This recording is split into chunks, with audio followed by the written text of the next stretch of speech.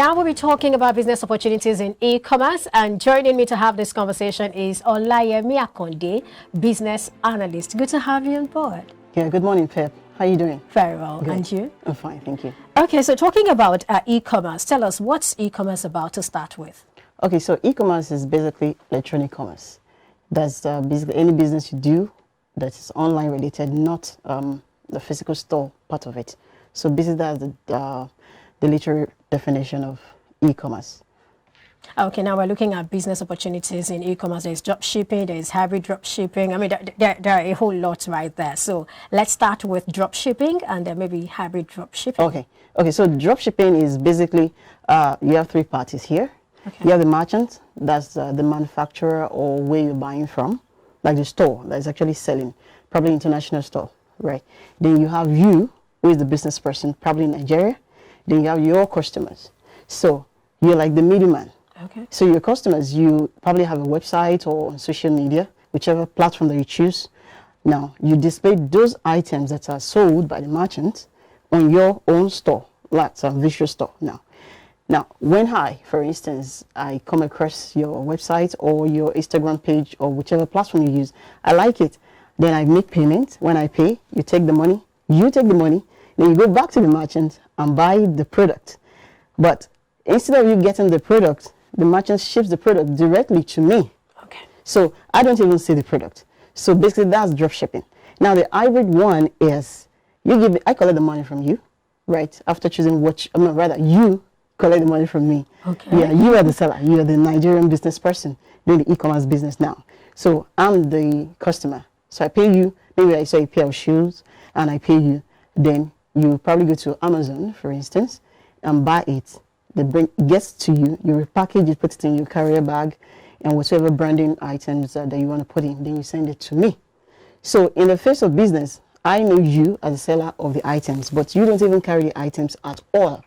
All you carry are the pictures that you put on your website or on your social media page. So that's basically the difference between dropshipping and the hybrid one. The hybrid one. Okay, that's interesting. So let's focus on the hybrid dropshipping. Okay. So if I want to start, what's the step? Okay, first off, you need a phone. Okay, that's basic. Basic. So you need a phone. If you have a laptop, fine, but you need a phone. Of course, you need internet connection. Now, there are many websites online. International website. Must it be international? Well, because it's difficult for you to arbitrage if you're in Nigeria. So if, for instance, you want to buy something from maybe Konga or Jumia, everybody has access to it in Nigeria. So if Jumia is selling it at 4,000, how much do you want to sell it for me? I have access. Yeah, there's no profit. But a lot of people don't even know how to actually order from international websites. Some do know, but they don't know how to ship it to Nigeria. So that's where you come in. So it's the knowledge gap that you're trying to profit from. Now that you're saying this, I mean, a regular person can also decide to buy things directly from these international stores. So what's the difference for me if I decide that I want to get into this hybrid dropshipping business? Okay. You think a lot of people do know, but a lot of people don't know. Okay. Right. Some people are just not techie. They're not just interested in having a profile on an international website. Where do I want to get a shipper? I don't know what to look out for to determine if the shipper is good. Will they steal my item? And even if they do know, some people just want a situation by, I know you, Perpetua. You are in Nigeria. I can get you.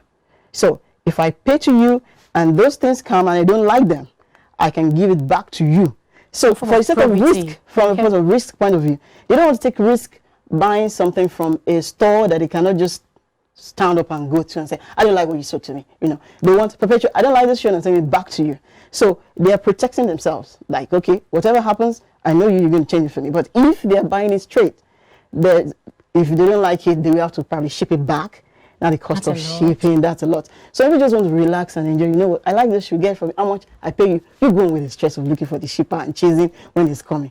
So let's get back to the steps. Let's get back to the steps. Once you have your phone, go to let's take Amazon for instance, because Amazon has virtually everything that you want to buy.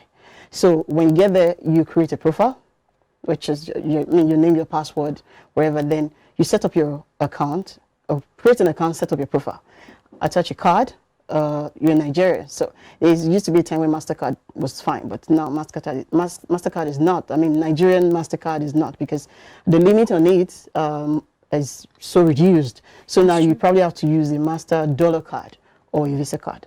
So get the dollar into your bank account, right? And attach the details, right? Put your details on your profile. Get a shipper, right? Put the profile there, because most merchants... I need to get a shipper. You need to get a shipper, because most items on Amazon, for instance, don't ship directly to Nigeria. And many stores in US, for instance, they don't ship directly to Nigeria. So you need a shipper over there that will take, that the stores will ship to, will now bring ship to you in Nigeria. So you need to get a shipper or get a family friend. Just get an address that they're going to send those things to. Yeah. So and when you have that, then you set up. Then go over to, I mean, type in is the shoes you want, and bring a list of whatever it is that you want to buy. Okay. When you say type in, where am I supposed to get all that from? Okay. So there's the search bar. Okay. There, and most stores actually have it online. So if, for instance, of course, if you're using your website or you're using a social media platform, you would have posted pictures of those things. So I have a store, I'll go online, I want to sell female shoes, right? So I type in the shoes, whatever, it brings it out. Oh, I like this. I put the picture, I already put it on my own social media page. Exactly. So for you to even know what picture you want to put, you need to know which aspect of the economy do you want to cater to. Do you want to sell men's stuff? Do you want to sell women's stuff? Kids? Do you want to sell supplements? Whatever it is you want to sell. That's what I mean. So if you want to sell shoes, women's shoes, sneakers, is it pump, is it slippers? So like that, it brings out, when you put the search, it brings out different items for you to actually choose. So just put all these on your social media and then you start pushing. So when you get the pictures and you feel it's something your audience will like or something that you think will fly, then you copy the picture, and put it on your page. When you put it on your page, there, of course, the prices will be denominated in dollars if you're shopping from the US.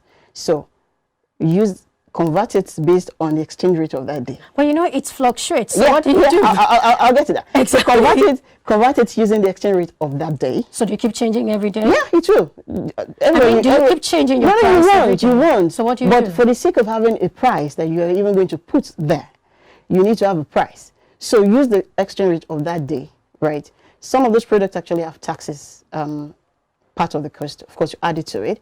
Then you must have found out from your shipper the average weight. They all have how they measure the average weight per shoe, per bag, or whatever. So you had it. Then you mark it up with your profit. It is that price now that you put on your own page as, okay, so this shoe is 40,000. Now, you've already written there on your profile on Instagram, which we're going to talk about, maybe not on to this edition. You must put it there that these things are on pre-order, prepaid basis, meaning I don't have them in stock. You have to order them before I buy. Then prepaid means you have to pay before I buy. Right. But isn't it risky for the buyer? I mean, why would someone want to do that? A lot of people actually do that because it's of course, it's risky for the buyer. That means for you to buy anything on social media platform, there are things you need to know before you start putting down your money. There will always be the element of risk in it. And why some people do it like that is because if I stock, how will I know somebody is going to buy what I stock? So I need you to want that thing first before I go ahead to buy it for you. So some people will give you their phone, their address here in Nigeria. They will give you their phone number. But at the end of the day, sometimes you have to just cultivate trust.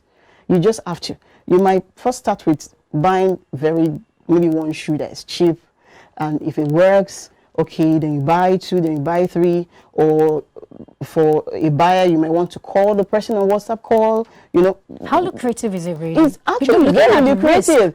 It's not as risky as you think. All these things that I explained to you might just be 2-week cycle. It's just 2-week cycle. Risk on the part of the buyer right now, or the seller, or who. Oh, everybody really. I'm looking at it because if I want to sell something, I want to be sure that people will trust me. So how do I build that trust? How do I get people to trust me so that at the end of the day, I don't end up selling nothing? Okay. One, post reviews. People that have bought from you, put their reviews there. Show up, do video call, do video, whatever it is. Talk to people like video. Let them keep on seeing your face like that. And when they chat with you, just whatever fear they bring up, just address it. Right? I've done it before. Oh, where do you stay? I'll give you my address. I have nothing to lose. You can send somebody to come and find me. This is my phone number. This is my BVN. How about that? So no. Yeah, that's my BVN. So you can trace it, whatever, do anything, because I know I'm not stealing your money. Then you have to check when that page actually started. A page That's for the buyer. Yeah, for the buyer. A Okay. page that started like a year, 2 years without anybody coming up to complain shows that nothing bad is going on there. Because trust me, if somebody defrauded somebody will have come over there to say something, to write something. So now let's get back to you having from the seller's perspective. So you have those items. You're not stocking them. You're just putting up pictures. It doesn't cost you anything to actually put up those pictures and put prices. Then the only cost you're probably going to incur is maybe a cost of advertising. Right, so we'll get back to that. But once somebody, oh, I like this shoe, how much is it? XYZ. Okay, pay, give them your account. And to also give people comfort, have a corporate account. Register your business. People believe more in corporate accounts than in personal accounts. Register your business. Okay, so you collect the money. Once you get the money, change it to dollar into your Visa card. Buy it, and in 2 weeks, it's here. And when it comes here, you just send it to the buyer. So your profit is dictated by whatever you say your profit is, especially if you're selling something very unique. So you might want to do, you might want to check, if you're using Instagram now, check Instagram for other people selling similar things. You know, you'll be shocked that shoes are so many out there that you might not find two vendors selling the same shoes, even though they're selling shoes. So check out the prices. Okay, this shoe, this brand is going for so this brand. Okay, so if I want to use this brand, then I can also put my price here. But at the end of the day, whatever price you set it with your full chest. Like, don't let anybody. It's not a controlled market. It's not regulated. Just know that if it is expensive, you have the market that you appeal to, and if it is not, you also have the market you appeal to. As a matter of fact, some people will not buy anything that's cheap. Once your shoe or your bag is cheap, they just believe it's fake. They don't even need to talk, right? So you need to know. Then your customer service goes a long way. I've met people that we say, "Oh, Lionel, I saw this shoe somewhere. It's cheap." I say, "Fantastic. Please buy it there." But they say, no. But you know what? I trust you. Now the trust comes into it because they trust you. So even though you're more expensive, they'd rather buy from you than buy cheap and the money will go missing. All right, as a seller, how do I know good deals? You know, are there good deals? And then how do I know that I'm patronizing the right merchant? Okay, so Amazon is one of those stores that have merchants. There are some stores that don't have merchants. It's just one store. Now, review. Whatever it is that you want to place on your store, check the review. That's people that have bought. They will tell you, does it run small? Is it big? Is customer service work? Is it okay? Then use that. Or if it is a product that doesn't have review yet, then you might want to really check size chart. Of course, you have to check size chart for everything that you're buying, because even sometimes the generic size charts are different from the particular brand's or merchant's size chart. So you check it. Then you look at the stated materials that they claim. They always talk about the item. Or is it leather? Is it PU leather? Is it this? Is suede? So you check.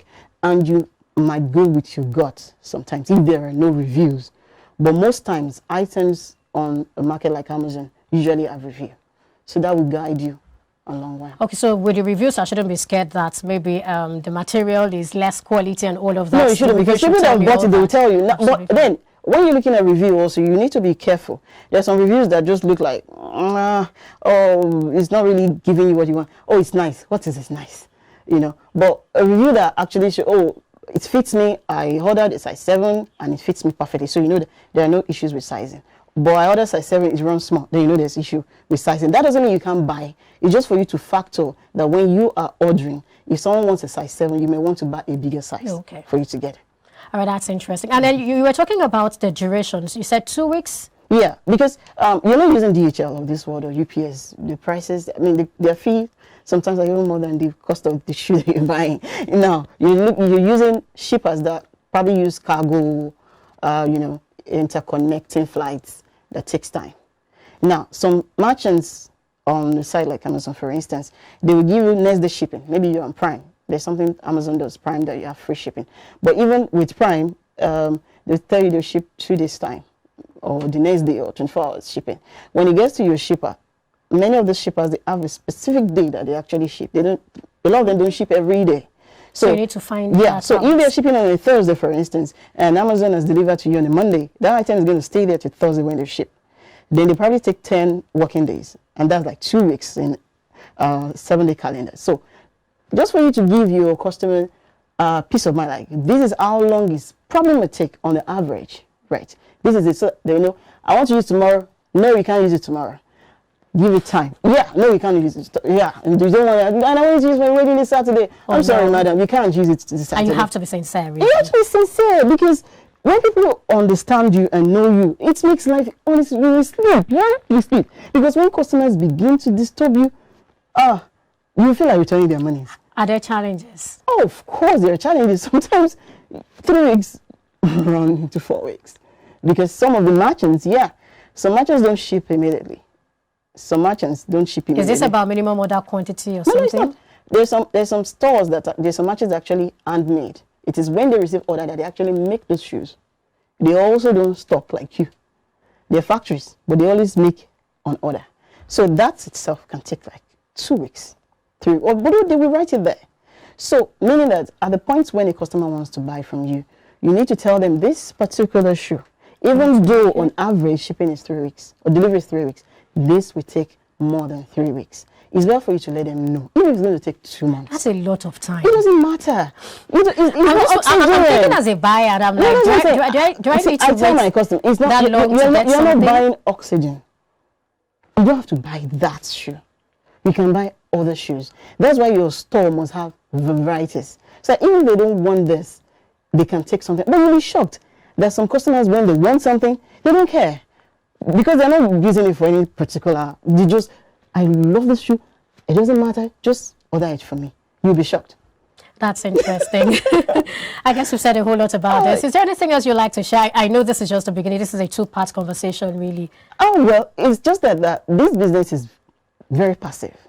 It's not something you wake up 9 o'clock and close 5. You can do it with your phone anywhere. You can. So how much do I need to start? Well, you need to have a page, and the last time I checked, Instagram is not charging for you to open a page. Of course, you need to know how to, of course, browse the internet. They know how to. I think the money that you're probably going to spend when you're starting is the money for advertisement, because social media is not just somewhere you post something and go people, to bed. you have to spend money on advertisements. But by the time you spend it for a while, I recommend that you spend, no matter how small, on advertisements every month consistently. But in the beginning, you might spend more as compared to during the course of your business, because by the time you have your customers, those ones you don't need to advertise to have them. They're already there. It's just for you to add more, add more, add more. So basically that's the startup cost, except you want to also spend money on your branding. You want to have your own carrier bags. You want to have business card, whatever. But the main business itself, ordering, because your shipper will collect money when your items are here. You don't pay them, and you will have collected money from the customer before you even place order. That's interesting. Thank you so much for coming on the show. You're welcome, Pep.